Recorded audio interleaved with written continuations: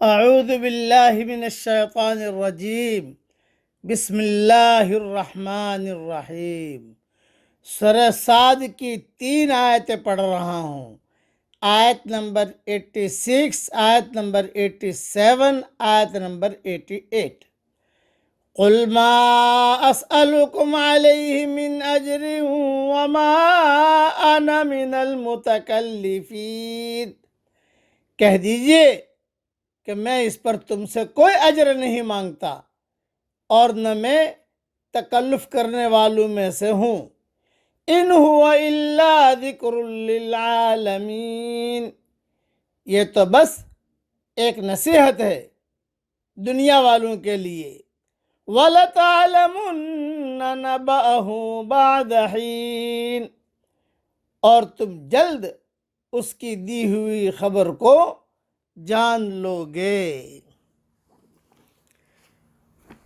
حضور یعنی اپنی طرف سے گھڑ کر اللہ کی طرف ایسی بات منسوب کر دوں جو اس نے نہ کہی ہو، یا میں تمہیں ایسی بات کی طرف دعوت دوں جس کا حکم اللہ نے مجھے نہ دیا ہو، بلکہ کوئی کمی بیشی کے بغیر میں اللہ کے احکام تم تک پہنچا رہا ہوں۔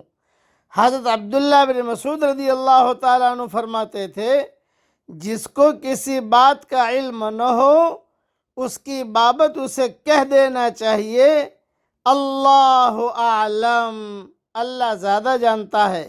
یہ کہنا بھی علم ہی ہے، یہ جملہ کہنا بھی علم ہی ہے، اس لیے کہ اللہ نے اپنے پیغمبر کو کہا فرما دیجئے وما انا من المتکلفین، کہ میں تکلف کرنے والوں میں نہیں ہوں۔ ابن کثیر میں عبداللہ بن مسعود رضی اللہ تعالیٰ عنہ کا یہ مقولہ نقل کیا گیا ہے۔ علاوہ ازیں اس سے عام معاملات زندگی میں بھی تکلف اور تصنع سے اجتناب کا حکم معلوم ہوتا ہے۔ حضور اکرم صلی اللہ علیہ وسلم نے فرمایا ہمیں تکلف سے منع کیا گیا ہے۔ صحیح بخاری شریف میں یہ حدیث ہے، 7293 نمبر حدیث نمبر۔ اسی طریقے سے صحابہ کہتے تھے نہانا رسول اللہ صلی اللہ علیہ وسلم ان نتکلف للضیف، کہ حضور صلی اللہ علیہ وسلم نے ہمیں مہمان کے لیے تکلف کرنے سے منع فرمایا ہے۔ اس سے معلوم ہوا کہ لباس، خوراک، رہائش اور دیگر معاملات میں تکلفات جو آج کل معیار زندگی بلند کرنے کے عنوان سے اصحاب حیثیت کا شعار اور وتیرہ بن چکا ہے، اسلامی تعلیمات کے خلاف ہے۔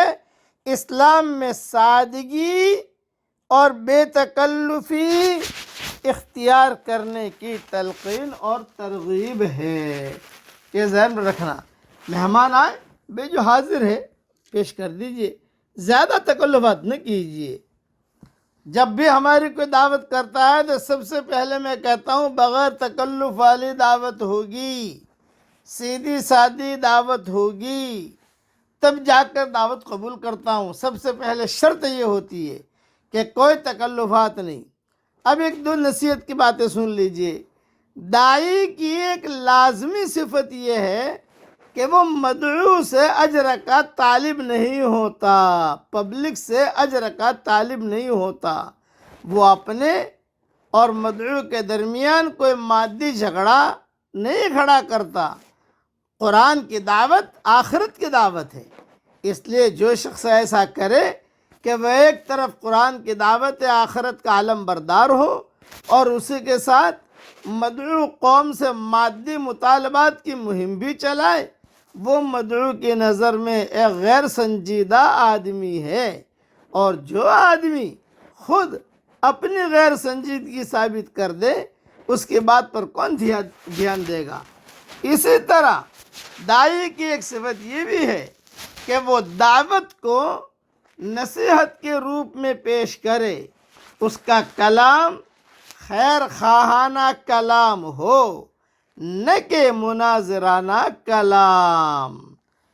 بس یہ ایک مرتبہ اور کہہ دیتا ہوں یہ جملہ دائی کی خاص صفت یہ ہے کہ وہ دعوت کو نصیحت کے روپ میں پیش کرے، اس کا کلام خیر خواہانہ کلام ہو، نہ کہ مناظرانہ کلام۔